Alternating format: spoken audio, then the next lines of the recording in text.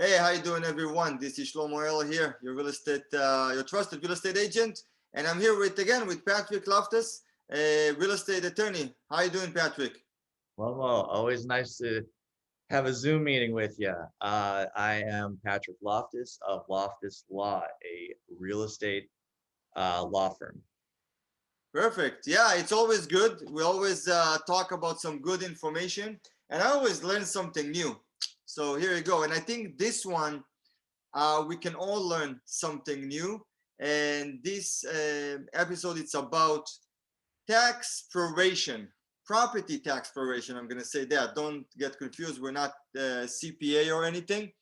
And so, pretty much, when you are in discussion, if you're a seller or you're a buyer, on the contract, there is tax proration, pretty much paragraph.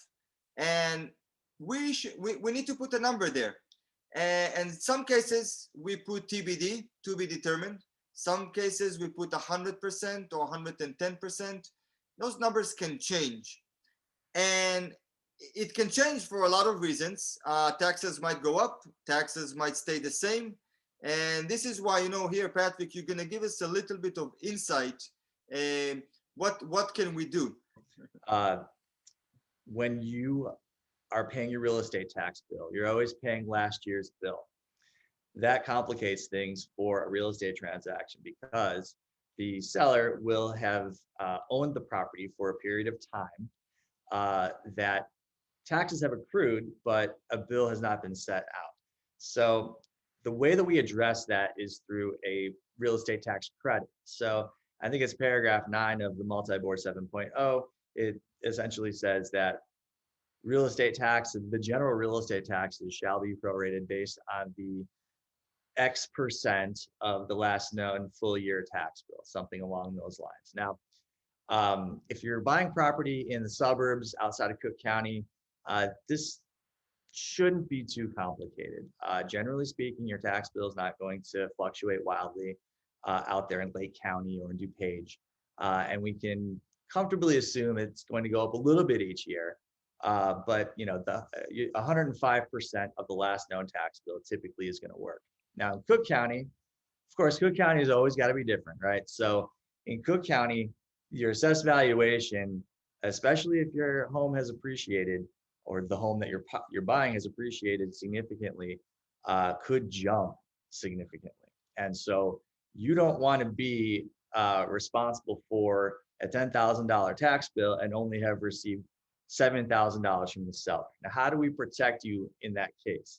We want it. What I always do every time especially in Cook County, but really every time I get a contract in, I take a look at that assessed valuation. And if I see that it's gone up by 15%, 25%, I mean, I've seen it go up by over 100%. Then we've got to dig in and we've got to demand from the seller an increase in that real estate tax proration. So, because when you're talking about proration, you're taking the last known tax bill, usually, you're grossing it up by 5 or 10%, and then figuring out how much is still going to be billed for the period of time between that last bill the seller paid and closing date.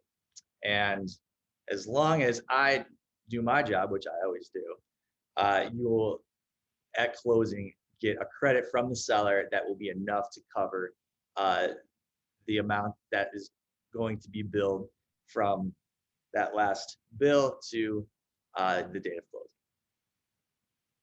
Perfect. I don't think I could explain it better and in such a short time. And I want to make sure that our clients know that we will try to get them every penny, or they're not going to pay more than the penny that or that amount of dollar that they need to. When we talk about tax proration, when you get to $10,000, $15,000 taxes a year, and if you miss by 10, 20%, it can be costly. And so that was a good explanation how, Cook County versus some of the suburbs out there, we're always going to prorate it. And again, it might be that on the contract, we put a TBD, like to be determined, or we already put 110, but then you look at that and said, oh, no, it's not going to be 110. it's going to be 115 or maybe only 105.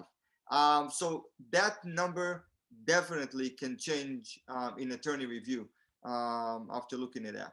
Yeah, there's no question about that. That's definitely one of the most important things. One of the most important aspects of my review of the contract is there's real dollars and cents at stake here.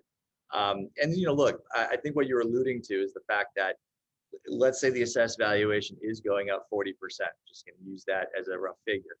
Not every seller is going to then say, oh, okay, sure, no problem. Let me increase the credit I'm giving you at closing by 30, 35%.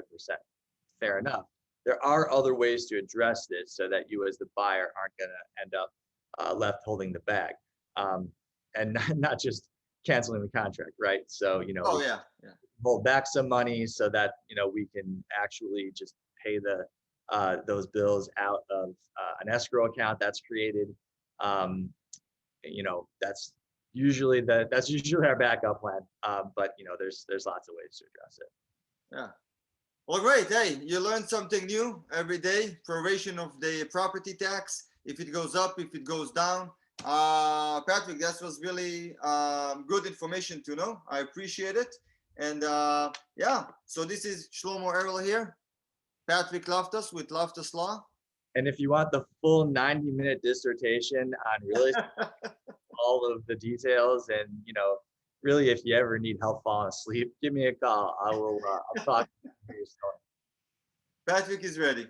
Thank you again, Patrick, and I'm sure people will have questions. So feel free to email us, shoot us, a private message right here, and we'll talk with you soon. Patrick, I'll see you soon.